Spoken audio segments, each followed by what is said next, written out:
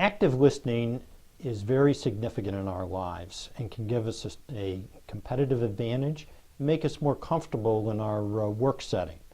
It's a skill that can be improved in most people, and what we're going to do today are talk about some of the elements of good active listening and share those with you so that you can apply them in your life.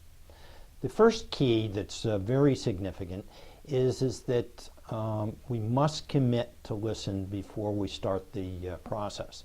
Now, this doesn't mean to insult anybody, but the reality is that many times people get engaged in a listening situation where they really don't have the time or the attention to commit to what is being said. And if that's the case, it's really appropriate, in my opinion, to step back and tell the individual that would like to have a conversation with you or communicate with you that it needs to be scheduled at another time. Trying to listen and trying to do other work at the same time, in my experience, just plain doesn't work. So the first thing is that we make a commitment to listen. The second item is that we concentrate.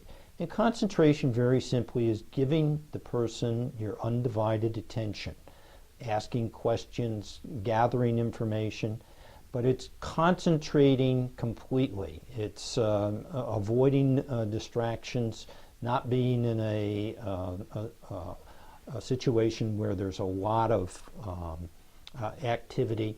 You want to be able to give the person your undivided attention. And number three is that you want to get the complete information. And the complete information might be very simple. It might be some numbers or some facts. But the reality is that you've got to get the complete information in order to be sure that you can execute whatever the person is asking you to do.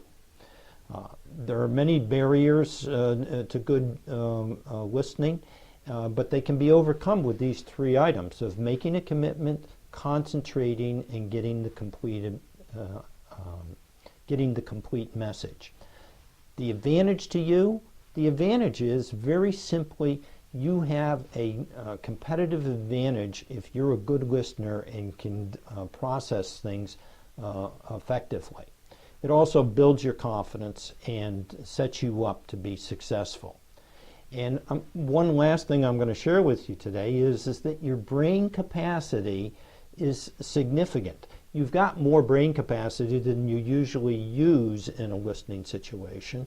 It's anywhere from a quarter to a half of your brain capacity is still available to you. So in those cases, you can in fact repeat over the information that's being given to you and build that and store that in short-term memory. So very simply, good active listening can be improved if you make a commitment, you concentrate, and you get the complete message.